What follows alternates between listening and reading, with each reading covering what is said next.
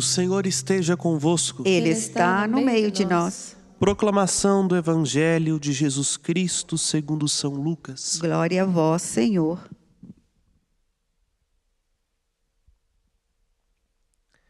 Naquele tempo, Jesus contou aos discípulos uma parábola para mostrar-lhes a necessidade de rezar sempre e nunca desistir, dizendo: numa cidade havia um juiz que não temia a Deus e não respeitava homem algum. Na mesma cidade havia uma viúva que vinha à procura do juiz pedindo: faze-me justiça contra o meu adversário. Durante muito tempo, o juiz se recusou. Por fim, ele pensou: eu não temo a Deus e não respeito homem algum, mas esta viúva já está me aborrecendo. Vou fazer-lhe justiça para que ela não venha a agredir-me. E o Senhor acrescentou: escutai o que diz esse juiz injusto. E Deus não fará justiça aos seus escolhidos que dia e noite gritam por ele? Será que vai fazê-los esperar? Eu vos digo que Deus lhes fará justiça bem depressa. Mas o Filho do Homem, quando vier, será que ainda vai encontrar fé sobre a terra? Palavra da salvação. Glória a vós, Senhor.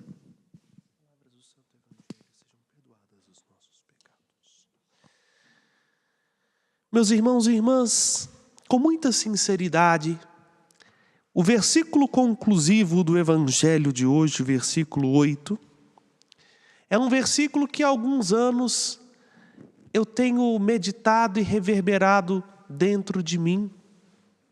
Falo da minha experiência para começar uma provocação em mim e em vós que me escutais. Será que o Filho do Homem, quando vier, ainda vai encontrar fé sobre a terra?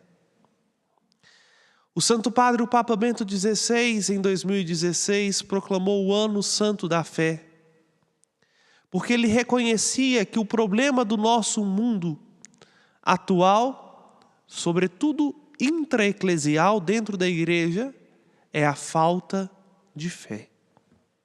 De fato, a fé tem esfriado, tem arrefecido. Nós não conseguimos mais perceber que a fé, como nos recorda Santo Tomás de Aquino, é o suplemento para os nossos sentidos, para que nós possamos não perder a firme esperança que Deus nos propõe.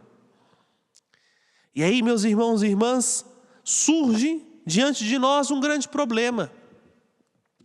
Porque sem fé a gente não reza. E sem rezar a gente não se salva.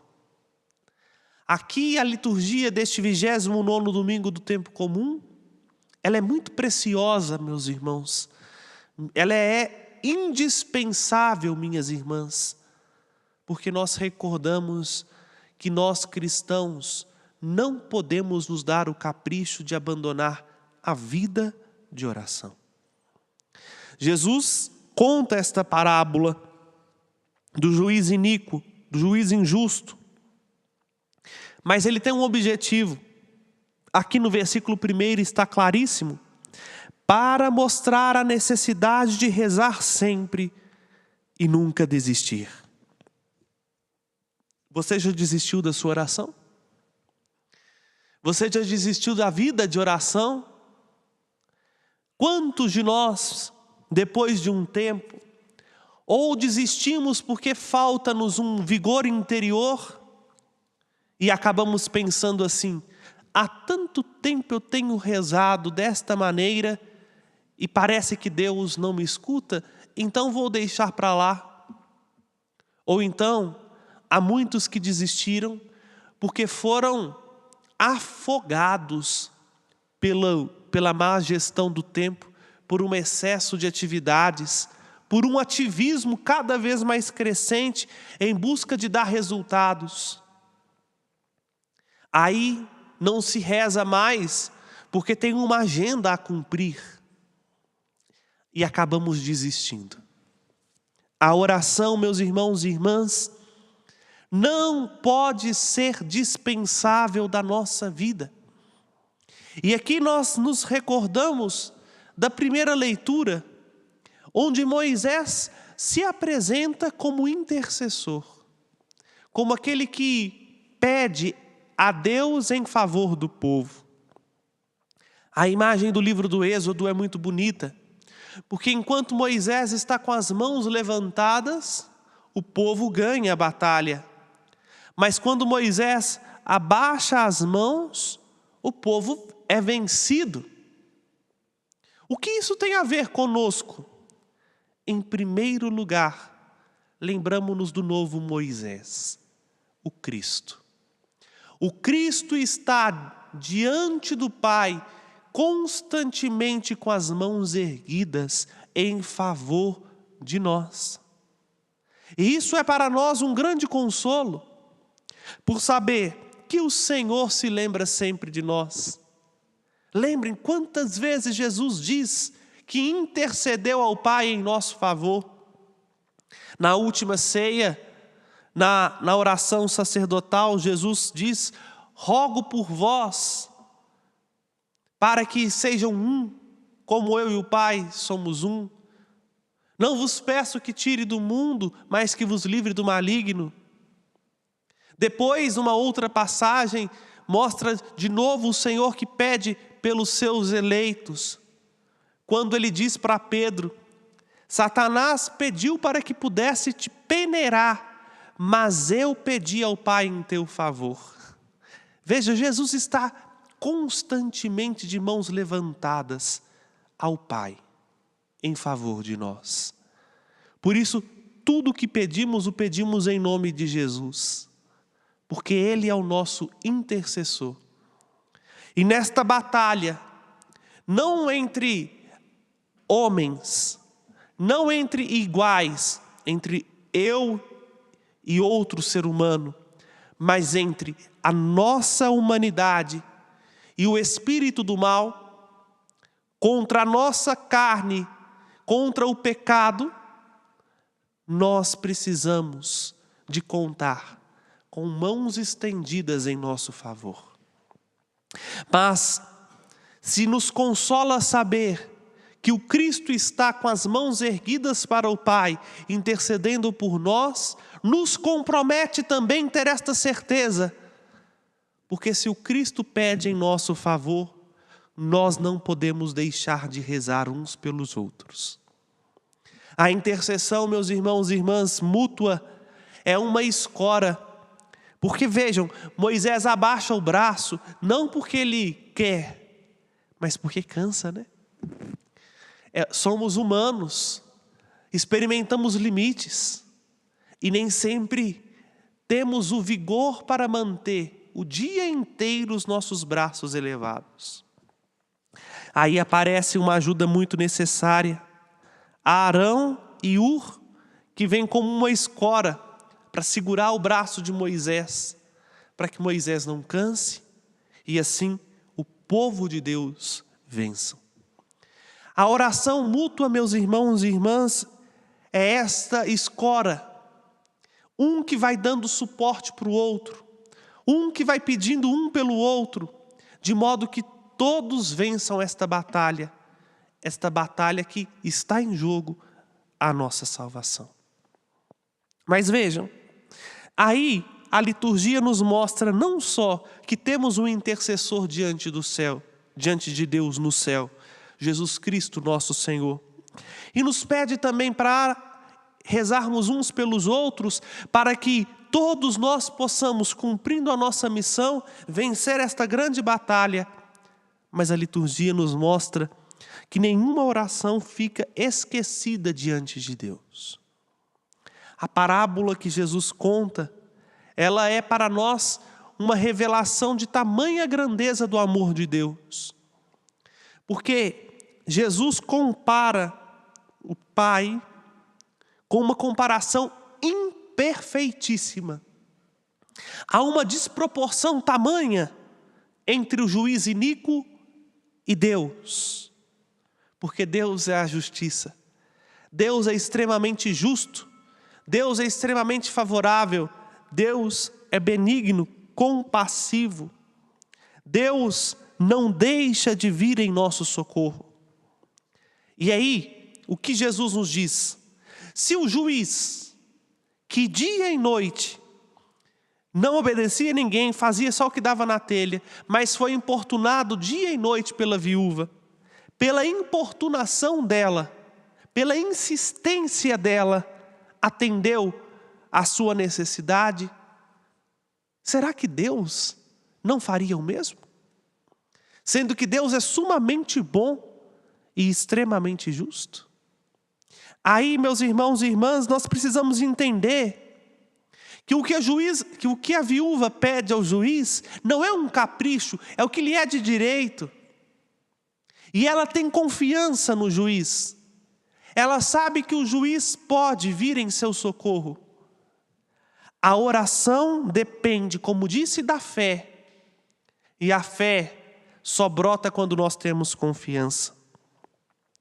Nós precisamos rezar, meus irmãos e irmãs, primeiro para tirar-nos do centro e devolvermos a autonomia da nossa vida para Deus. Porque o que somos nós sem a graça de Deus? Sem a graça dele nós não conseguimos fazer bem nem aquilo que já temos uma expertise para fazer. Sem a graça de Deus nós não podemos ir muito longe. Mas muito mais, nós precisamos da oração, meus irmãos e irmãs, para vencer a nós mesmos, que insistentemente se coloca num lugar que não é nosso. Só a oração faz com que a gente tenha esta extremada confiança no Senhor. Tal como o salmista pergunta: de onde pode vir o meu socorro? Meu socorro vem do nome do Senhor que fez o céu e fez a terra. A oração vai talhando o nosso coração, para que a gente pare de esperar dos outros e nos outros. Pare de esperar das pessoas, pare de esperar das circunstâncias, dos fatos, e comece a esperar certo, esperar em Deus, esperar de Deus. A oração nos faz também, meus irmãos e irmãs, crescer na intimidade com o Senhor. Ver que este Deus não é Deus de longe, mas é Deus de perto, que tem sempre o ouvido inclinado para o seu povo. Se a gente não reza, pouco a pouco, aqui me recordo do saudoso Dom Henrique Soares da Costa, que disse isso numa de suas palestras. Sem a oração, a gente começa pouco a pouco a deixar de ver Deus como alguém para vê-lo como algo. O que o Dom Henrique quis dizer com isso? Só a oração faz ver que Deus é uma pessoa que nos ama, é alguém. Porque se a gente não reza, Deus vai se tornando um objeto, e um objeto dispensável, colocado de lado, se torna um algo. Não desistamos da vida de oração, porque ela é o combustível da fé. É ela que nos faz ter esta confiança na palavra de Deus, e só a oração faz com que nós nos tornemos também propagadores desta palavra, como pede São Paulo a Timóteo.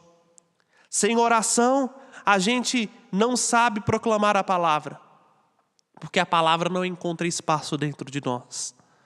Sem a oração, nós vamos sempre encontrar pretextos para não anunciar com nossa vida que Jesus Cristo é o Senhor.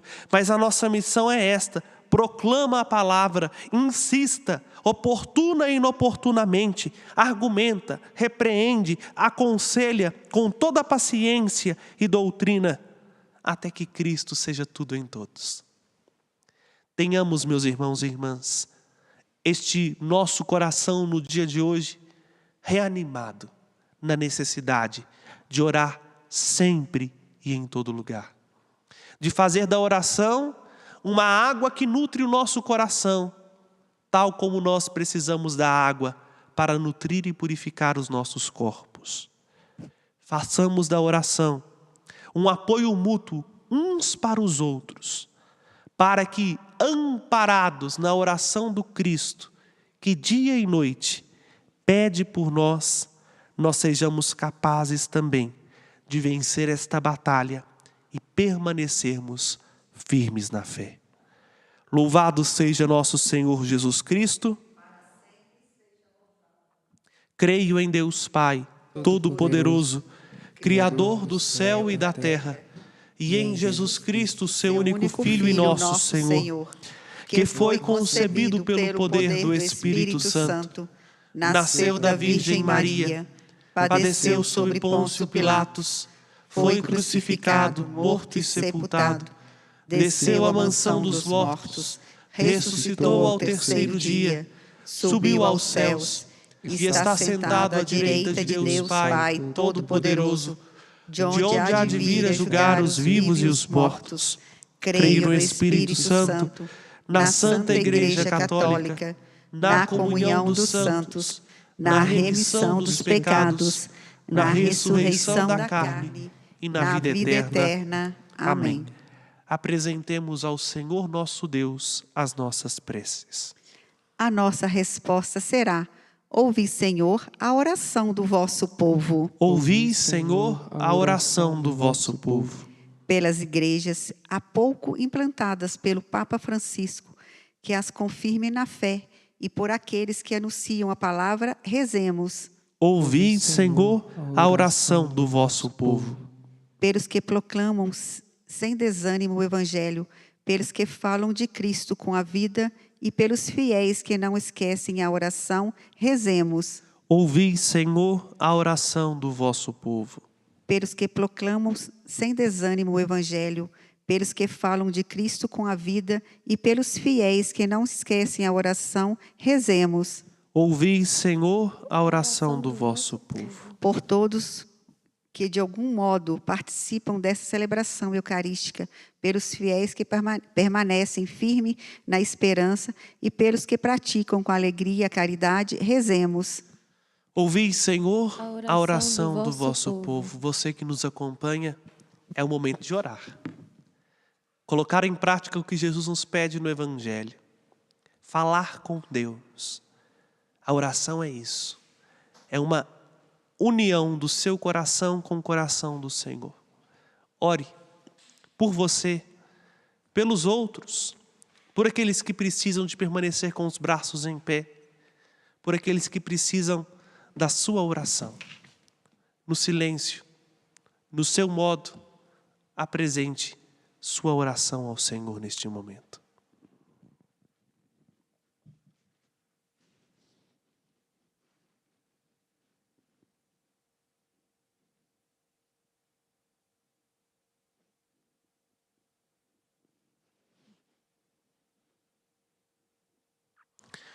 Ouvi, Senhor, a oração do vosso povo e concedei-nos a graça da perseverança, para que, não desistindo de criarmos comunhão convosco por uma vida orante, possamos participar dos benefícios que nos concedeis por meio de vosso Filho, que convosco vive e reina para sempre.